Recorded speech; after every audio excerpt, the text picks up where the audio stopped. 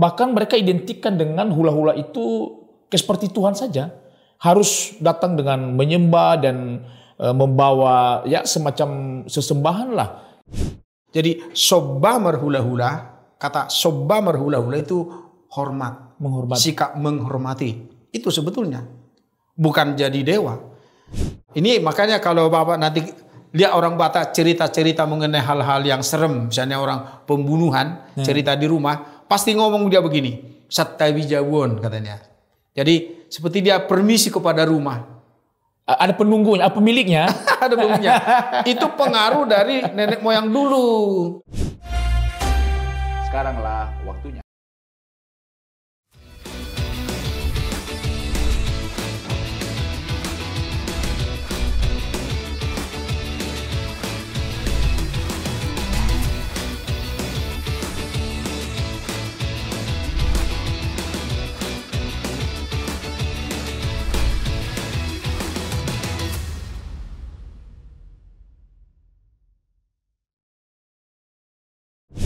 Sahabat media Nawacita TV, kembali ketemu dengan saya, Otto Lijebua dalam acara Sekaranglah Waktunya.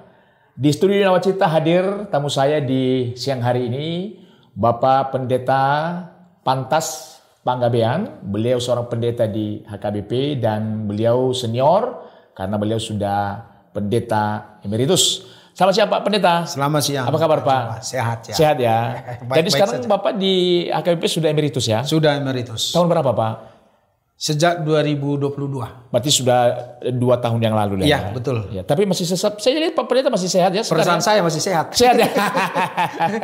Naik tangga masih masih oke ya. Jalan. Terima kasih Pak Pendeta. Iya, baik. Sahabat media Nawacita TV, topik kita hari ini budaya Batak versus iman Kristen. Dan kebetulan beliau ini banyak mengetahui tentang budaya Batak. Kalau kita melihat di belahan dunia ini, memang ada dua, ya. Yang pertama ada dunia timur dan yang kedua dunia barat. Betul. Kalau dunia timur memang itu terlalu banyak budayanya.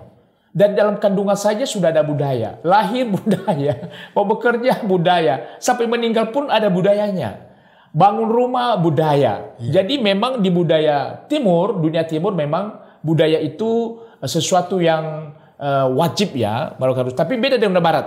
Dunia barat lebih santai mereka. Dunia timur yang banyak adanya dari kandungan sampai kepada kematian. Betul. Itu ya Pak Pendeta. Betul. Ya? Nah, kembali kepada budaya Batak. Ya, kita tahu bahwa Batak itu hidup, budaya itu merupakan sudah jadi bagian daripada kehidupan, dan kita harus tahu di manapun bahwa sebelum Injil masuk di Batak sudah ada budaya sebelum itu. Betul. Ya, sebelum Nomensen yang membawa Injil kabar baik di Tapanuli di Batak itu sudah ada budaya. Betul. Sehingga terjadilah perjumpaan dengan Injil. Ya. Nah, ada banyak orang berkata bahwa budaya dengan Injil itu dengan firman Tuhan itu tabrakan ya. Mereka menganggap bahwa tidak cocok, tidak nyambung lah. Maka kita mendengar istilah sinkretisme, percampuran keyakinan dengan budaya. Nah, Pak Pendeta, kalau melihat budaya Batak setelah Injil masuk, seperti apa budaya Batak setelah Injil masuk? Baik, kalau menurut saya dari semua yang saya pelajari, baik dari karena saya pendeta, ya. Saya belajar banyak teologi. Kemudian saya dalami ini budaya Batak, saya mengambil kesimpulan untuk menjelaskan kepada anak-anak, kepada anak remaja,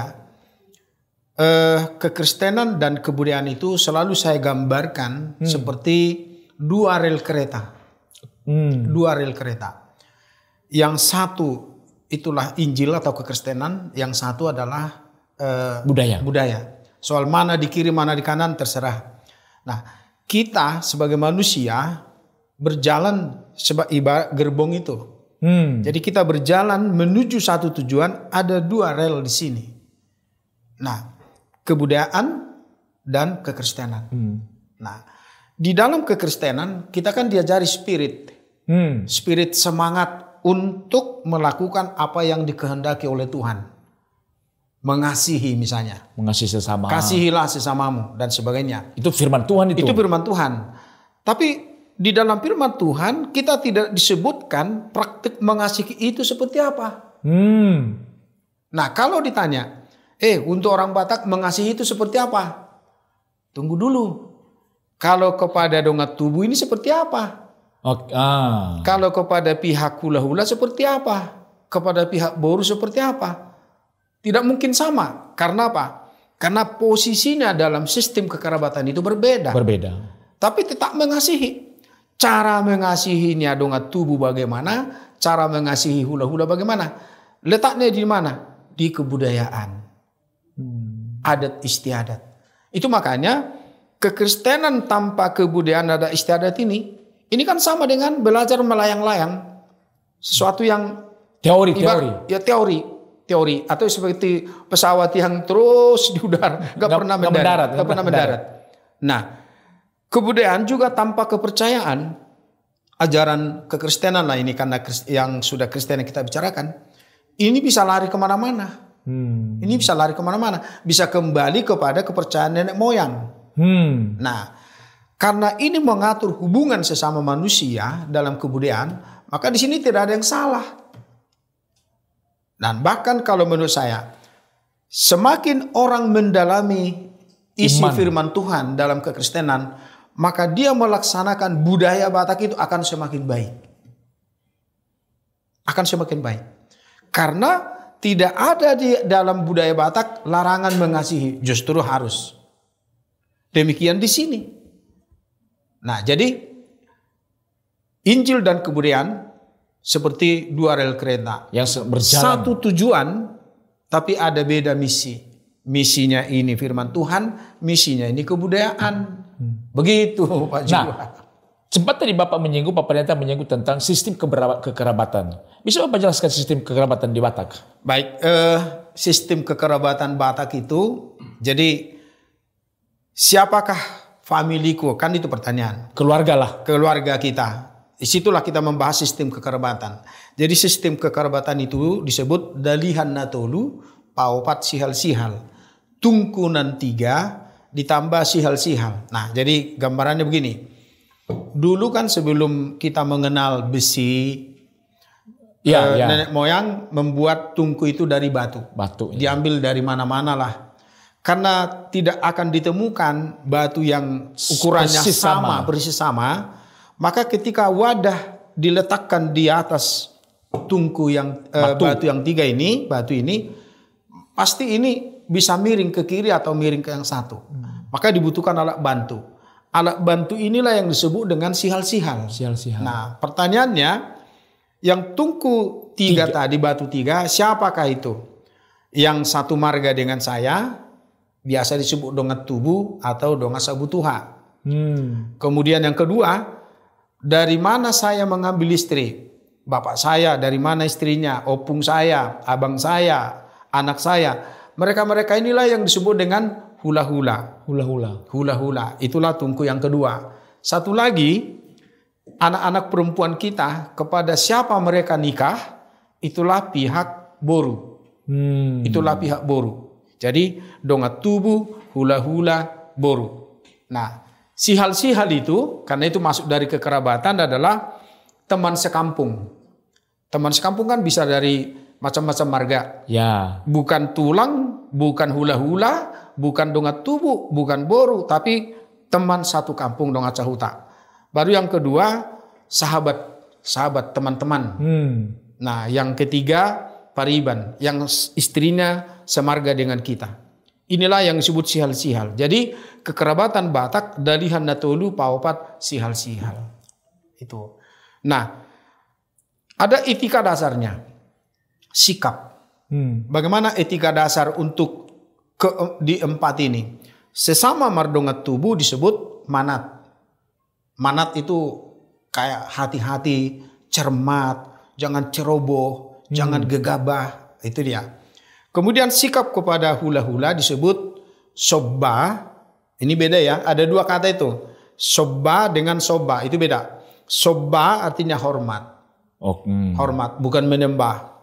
Hormat. Itulah kepada pihak hula-hula. Baru kepada boru elek. Elek itu bersikap mengayomi. Mengasihi, mengayomi. Jangan sampai dia sakit hati.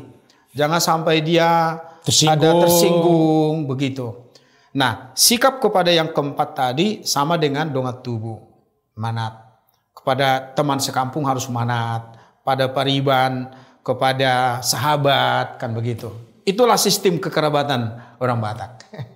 Nah, tapi sering sekali di beberapa pemandangan bahwa posisi hula-hula di kekerabatan orang Batak itu posisi yang sangat tinggi, yang sangat dihormati. Bahkan mereka identikkan dengan hula-hula itu seperti Tuhan saja, harus datang dengan menyembah dan membawa ya semacam sesembahan lah. Bagaimana menurut Pak Pendeta itu?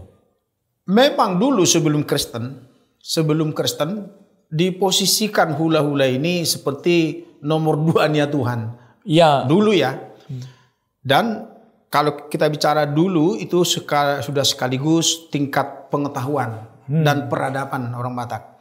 Tapi sebetulnya aslinya adalah sikap menghormati sebetulnya. Iya. Lebih kepada menghormati. Nah, jadi menyangkal pendapat hula-hula. Nah, istilah menyembah hula-hula itu nggak ada. Tapi menghormati. Jadi sobamer hula-hula, kata sobamer hula-hula itu hormat. Menghormati. Sikap menghormati. Itu sebetulnya. Bukan jadi dewa. Nah, memang kenapa hula-hula ini dihormati? Karena ada pemahaman. Ini ada pemahaman, soal pemahaman. Ya. Soal yakin atau tidak lain masalah. Ada pemahaman bahwa jika hula-hula saya yang berdoa untuk saya, jika tulang saya yang berdoa untuk saya, Tuhan akan dengar. Itu ada di dalam perasaan orang Batak. Nah, pertanyaannya apakah itu salah? Gak salah kan? Toh Tuhan yang memberi. Bukan hula-hula yang memberi. Bukan hula-hula yang memberi. Sama dengan kenapa anggota jemaat panggil pendeta berdoa kan begitu. Iya. Bukan pendetanya menjadi sumber berkat. Tapi pendetanya berdoa kepada Tuhan. Seperti itu dalam pemahaman budaya Batak posisi hula-hula. Iya. Itu dia. Karena memang di beberapa pemandangan bahwa hula-hula itu memberi berkat. Nah, tadi Pak Pendeta menjelaskan bahwa memberi berkat itu bukan berarti dari hula-hulanya berkat itu datang. Bukan. Justru itu datang daripada Tuhan. Berarti ada beberapa pemandangan yang miring juga tentang hal itu. Ya, artinya kepada hula-hula itu tadi posisi menghormati. Betul. Bukan kepada menyembah. Karena kalau kita menyembah ya itu kepada Tuhan. Kepada Tuhan. Iya. Nah, selain itu ada juga beberapa pandangan tentang budaya Batak seperti tarian tortor. Ya. Menurut pemahaman bahwa sebelum Injil masuk kan tari tortor itu kan sudah ada. Betul. Tapi menurut pandangan mereka bahwa tortor itu adalah penyembahan kepada leluhur-leluhur dulu. Jadi Pak Pendeta, saya punya buku ya. Jadi judul bukunya itu Pandangan Injil terhadap Upacara Adat Batak. Jadi saya sedikit mengenal budaya Batak Pak Pendeta dari buku ini. Sekalipun saya mengambil kesimpulan bahwa buku ini adalah buku yang menentang tentang budaya Batak. Karena dia berpandangan bahwa budaya Batak itu menjauhkan orang Batak dari Injil, dari Tuhan. Nah, bagaimana menurut Pak Pendeta? Apakah benar pandangan seperti itu bahwa justru budaya Batak menjauhkan? Kalau Pak Pendeta bilang tadi apa? Budaya sama Injil itu dua rel yang berjalan sama-sama. Iya. Tapi pandangan buku yang saya baca ini, ya saya tidak usah sebut nama penulisnya. Pandangannya dia justru budaya Batak menjauhkan orang Batak dari Injil. Pendapat beliau itu sangat jauh dari yang sebenarnya sangat jauh. Jadi ya bebas saja orang berpendapat. Nah, jadi kebudayaan Batak, adat Batak tidak ada yang bertentangan dengan Injil. Firman Tuhan. Tidak ada sama sekali tidak ada. Nah, seperti tortor tadi. Nah, tortor ini kalau kita lihat ada tortor khusus kepada Tuhan yang disebut dengan tortor soba. Tortor soba. Dan di dalam sistem manortor orang Batak itu selalu dimulai dengan tortor soba. Menyembah kepada Tuhan. Karena bukan kepada leluhur. Bukan kepada leluhur. Jadi memang dulu sebelum Kristen ikut juga ke situ. Ikut juga ke situ. Karena namanya kepercayaan dulu kan. Iya. Nah, tapi setelah Kristen yang sisa adalah menyembah kepada Tuhan yang dipercaya. Nenek moyang Batak percaya kepada Mula Jadi Nabolon. Ya. Pencipta Maha Besar kan. Ya. Nah setelah Injil Kristen masuk, ya menyembah kepada Allah di dalam Yesus Kristus. Makanya kalau ada Tortor Sobba, sebagai orang Batak yang Kristen, pasti memahami itu menyembah kepada Allah di dalam Yesus Kristus. Makanya tidak ada masalah.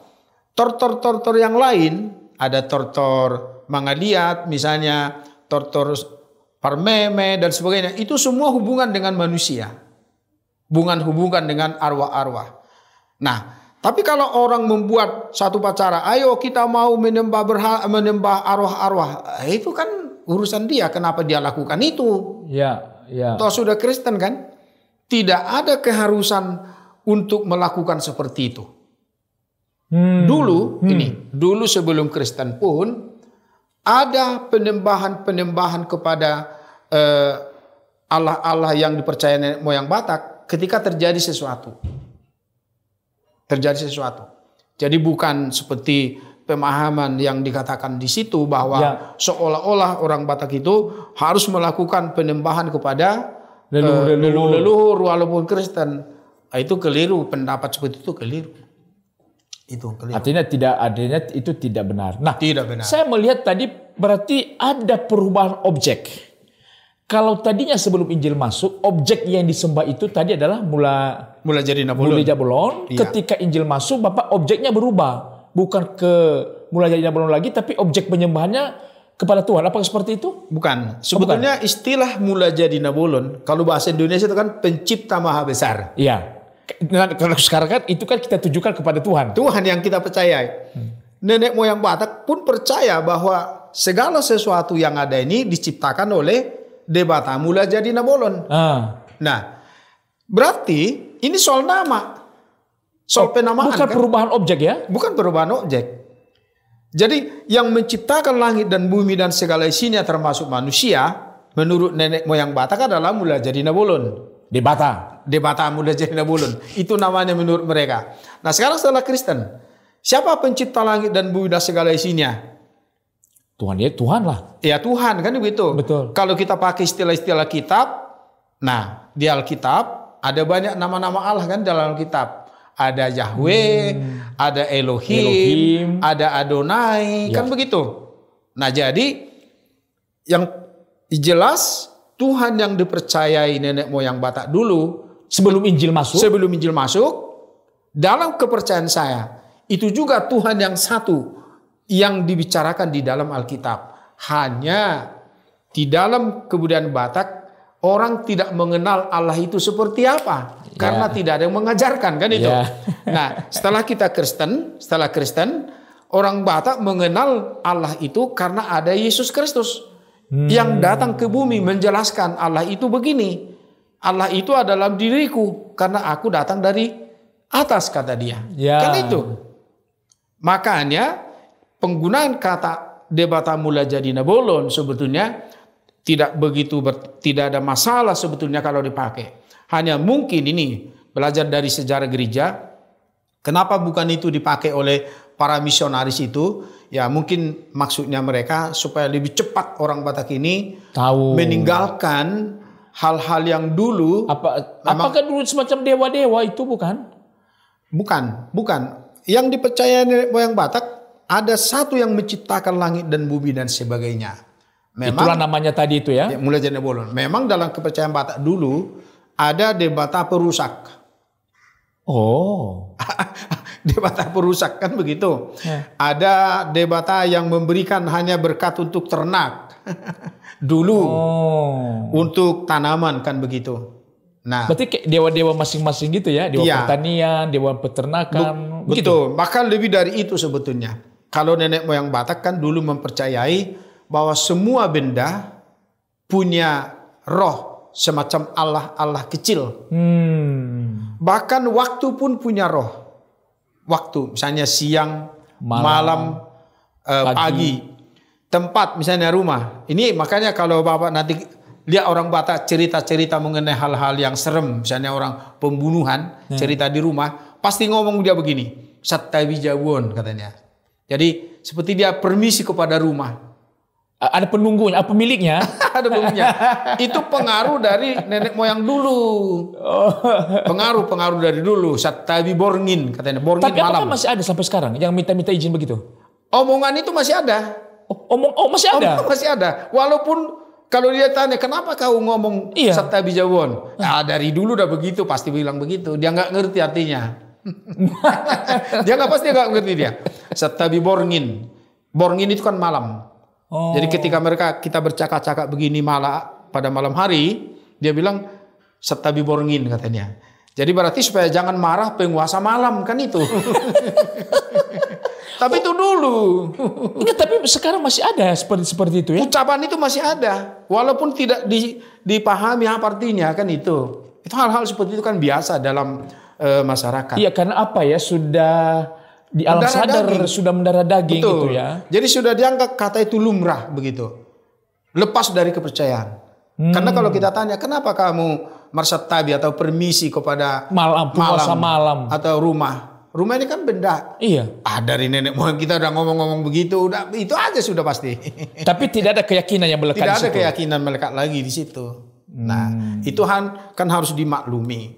Harus dibedakan ucapan yang spontan, ucapan yang berupa tradisi dari dulu, tidak ada maksudnya dengan kepercayaan. Hal seperti itu harus dibedakan. Nah, seperti itu. Ya, nah. Itu tadi sistem kekerabatan sudah kita Pak Pendeta sudah sampaikan, terus mengenai satu lagi tentang ulos. Ulos itu ada banyak orang beranggapan bahwa ulos itu kayak semacam penyembahan kepada berhala. Bagaimana menurut Pak Pendeta? Nah, keliru. Nih, saya kan Panggabean. Kampung saya di Tarutung. Dari nenek moyang kami membuat ulos, bertenun. Kerjaannya nenek moyang kami dulu bertenun. Maka terkenal dari kampung kami tonunan silidung kan begitu dari kami itu. Iya, oke. Nah, memang dulu sebelum Kristen mereka meminta kepada Mula Jadi Nabolon supaya mereka mengerjakan ini diberkati oleh Mula Jadi Nabolon kan begitu. Ya. Tapi setelah Kristen nenek-nenek kami, orang tua kami sampai hari ini menenun ulos pasti nyanyian buku NDHKBP. Iya, sudah ini lagi. Sudah pasti itu kan. Nah, jadi ulos itu adalah simbol.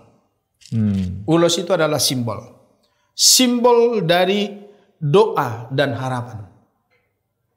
Doa dan harapan. Misalnya, ketika kita mau mengulosi pasangan yang baru nikah, kita kasih ulos namanya ragi hotang. Ragi hotang. Jadi ragi itu corak berupa garis-garis lurus-lurus, simbol dari rotan. Karena dalam pemikiran filosofi rotan di situ. Rotan itu susah ditemukan di mana pangkal dan di mana ujungnya. Nah, harapan kita yang memberikan ulos kepada pengantin ini supaya keturunannya terus-menerus tidak akan berujung. Itu maksudnya. Jadi harapan. Ada nilai filosofinya di sana. Semua ulos itu seperti itu. Ragi hidup misalnya. Punya filosofi. Hidup. Jadi harapannya walaupun diberikan kepada yang meninggal misalnya ini, tapi harapannya anak-anak yang masih hidup akan terus hidup, punya keturunan. Jadi ulos adalah simbol dari harapan dan doa. Maknanya itu, maknanya di situ. Di situ maknanya. Jadi kalau dikatakan kenapa ada simbol, lo marah aja lah sama Bapak gereja. Di gereja juga banyak simbol. Ada gereja. Simbol salib, ada ayam di GKI di sini. Betul. Itu simbol-simbol. Bicara kan simbol-simbol. Nilai filosofinya yang harus diambil. Betul, nilai filosofinya. Maknanya yang diambil. Jadi nggak ada yang salah di ulos itu, nggak ada yang salah. Karena beberapa pun orang kita ya, maaf ya, orang Batak pun mereka anti pada ulos. Ada yang bakar ulos. Karena mereka menganggap bahwa itu berhala. Betul. Sebetulnya dia yang keliru. Memang kalau mungkin dia sendiri yang memberhalakan itu kan. Itu. Jadi berhala itu kan ada di hati ya. Betul. Di hati kita ya. Tergantung kita memaknainya. Mempercayainya. Nah, sebetulnya saya mengajak teman-teman orang-orang Batak terlebih yang di bidang hukum mesti menuntut orang seperti itu. Yang membakar ulos. Mestinya. Karena itu merusak budaya Batak. Iya, karena ada nilai budaya di situ. Ini budaya Batak. Kalau sampai dikatakan ulos itu berhala atau ulos itu adalah kekafiran. Iya. Dia kan menyalahkan karya nenek moyang sangat mulia itu. Maka dia bisa dipidana menurut saya ya. Karena saya awam mengenai hukum. Enggak bisa, karena ada yang dirugikan di situ. Betul. Siapa yang dirugikan? Ya saya sebagai orang Batak dirugikan saya. Iya betul itu. Bisa, kan dirugikan. Saya mengajak para ahli hukum harus menuntut orang itu. Iya. Yang membakar ulos mengatakan itu berhala, ini salah dan sebagainya. Nggak ada yang salah di ulos. Orang yang memandang ulos itu salah. Ya, iya salah. iya, tergantung bagaimana kita menempatkannya. Iya. Tapi yang jelas ulos adalah simbol dari doa dan harapan. Nah, itu. Itu ya. Berarti sebenarnya tortor, ulos itu tidak ada yang salah di situ ya. Termasuk jabar kalau ada acara-acara jambar yang dibagi-bagi. Yang dibagi dari daging itu ya. Iya. Jabar itu kan definisi jabar adalah bagian yang sudah menjadi hak. Oke. Bagian yang menjadi hak. Jadi kalau saya katakan soit kepada dongat tubuh. Oh, kepada ini tuh. Kita kasih dia. Berarti kita mengakui keberadaan dia di situ. Kalau kita tidak kasih jambar berarti kita tidak mengakui keberadaannya. Nah, dan apa yang mesti kepada dia tidak boleh dialihkan ke yang lain. Oh. Karena itu sudah menjadi milik dia. Milik dia. Bagian yang sudah menjadi hak. Itu dia. Makanya kalau berbagi jambar harus dibicarakan dulu baik-baik. Jangan sampai salah. Jangan ada salah. Bisa ribut di situ nanti. Bisa ribut. Kalau kita geser berarti kita geser hak orang. Di situ. Atau kita tidak berikan kepada seseorang berarti keberadaannya tidak kita akui. Makanya bisa ribut. Bisa ribut, iya. Bisa ribut. Iya. Bukan mempersoalkan dagingnya. Itu mah. Bukan itu. Bukan materinya yang persoalkan. Tapi haknya. Keberadaannya. Loh kenapa kamu tidak kasih aku? Berarti aku nggak ada gunanya di sini. Nggak ada artiku di sini. Kan begitu. Iya. Itu jadi yang menimbulkan pengakuan nanti. Akan keberadaan seseorang. Harus itu juga positif itu. Iya memang. Positif. Dan itu melatih orang-orang Batak sampai generasi ke generasi untuk menanamkan bahwa itu saudaramu. Ya. Ini opungmu, ini tulangmu, ini namburumu. Ya. Dengan memberi jambar ini. Jadi semua orang tahu itu keluarga kita. Betul. Jadi dengan selalu melakukan itu kita diingatkan sikap kita ke sana begini karena dongat tubuh, jabarnya begini. Oh itu hula-hula karena jabarnya ini, sikap saya harus begini. Ya. Itu konsekuensinya, pengaruhnya. Jadi kalau sampai dikatakan jabar itu juga bertentangan, karena dia bodoh, tidak mengerti, tidak mengerti budaya Batak kan gitu. Terakhir Pak Pendeta, ini mengenai kuburan. Ini kan orang-orang Batak kan terkenal dengan kuburan-kuburan yang tinggi-tinggi dan besar-besar ya. Kadang-kadang kuburannya begitu megah tapi lihat rumahnya kaget kita. Nah bagaimana Pak Pendeta menilai ini? Ini kan bagian dari budaya juga.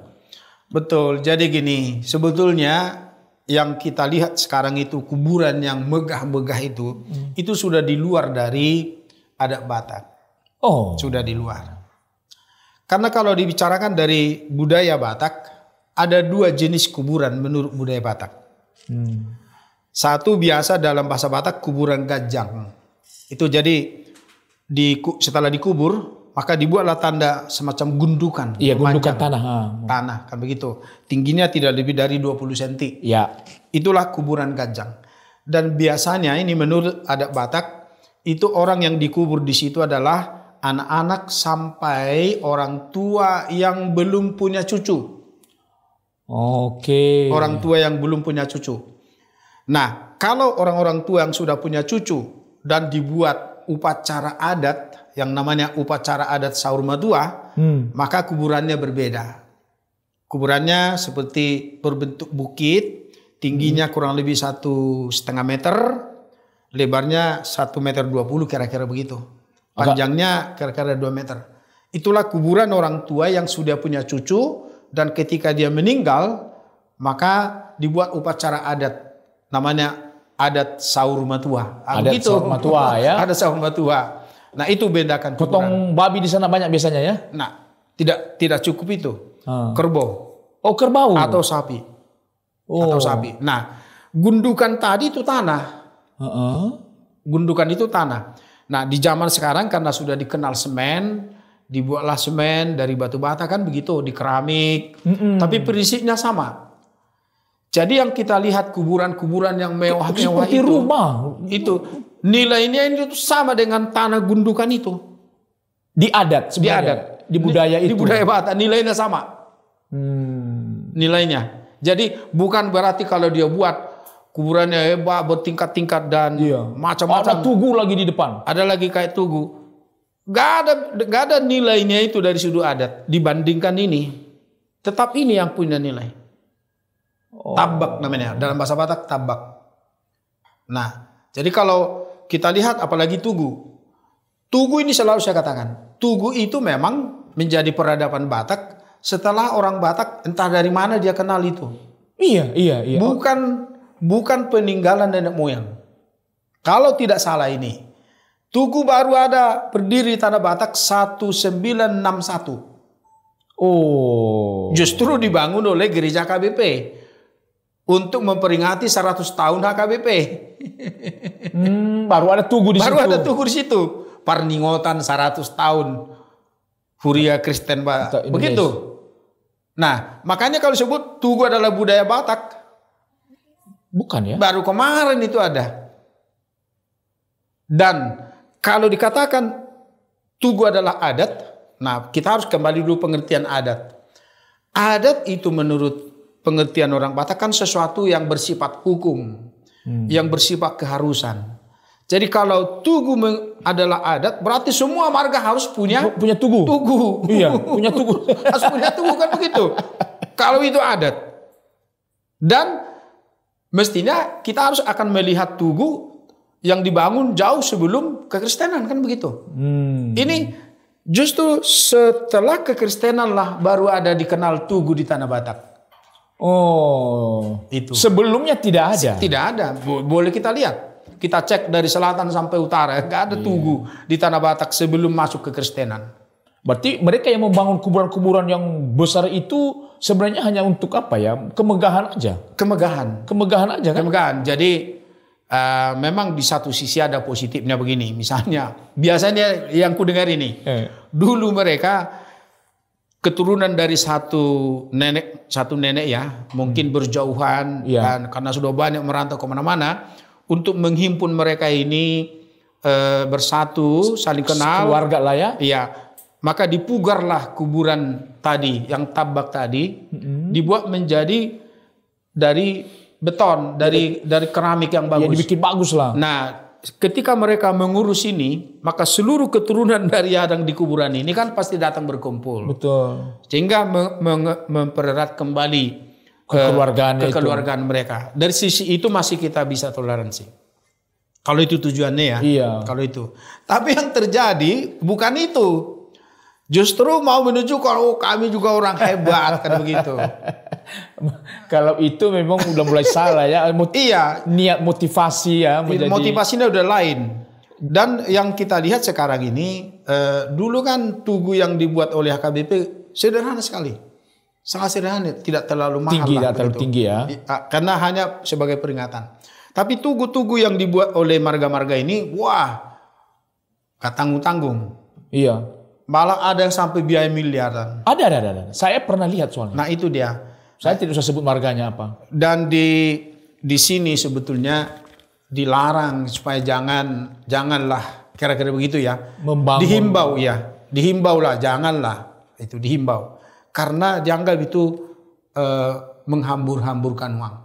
Apakah lebih bagus misalnya kalau mereka bisa kumpulkan uang banyak-banyak, beasiswa untuk satu marga. Betul. Itu untuk menjadi tugu dalam tanda petik yang hidup, punya nilai, membangun keturunan dan sebagainya. Itu diajak di sini, di buku ini. Itu. Kalau tugu itu kan hanya kepuasan mata melihat saja. Betul. Bahkan kalau orang Batak bilang kalau sempat itu jadi toal. Toal itu artinya kompetisi negatif. Oh, kompetisi ya berlomba-lomba lah ya. Iya, lomba. Tapi kompetisi negatif. Iya. Supaya kita lebih hebat dari mereka, kira-kira begitu. Itu toal namanya. Harusnya ketika kita sudah percaya Yesus, hal-hal seperti itu tidak perlu menunjukkan ini harus dihilangkan sebetulnya. Terima kasih Pak Pendeta.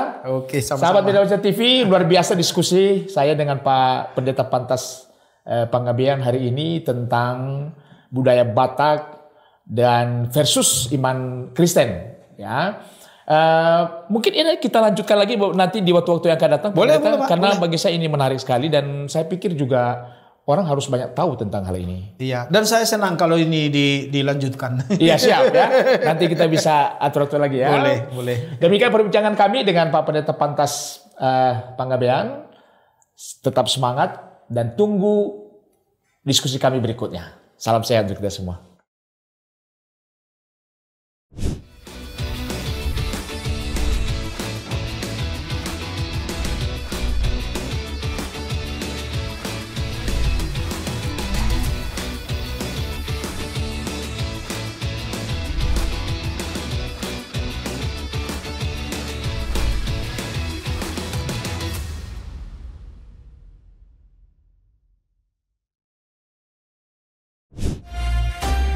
Sekaranglah waktunya.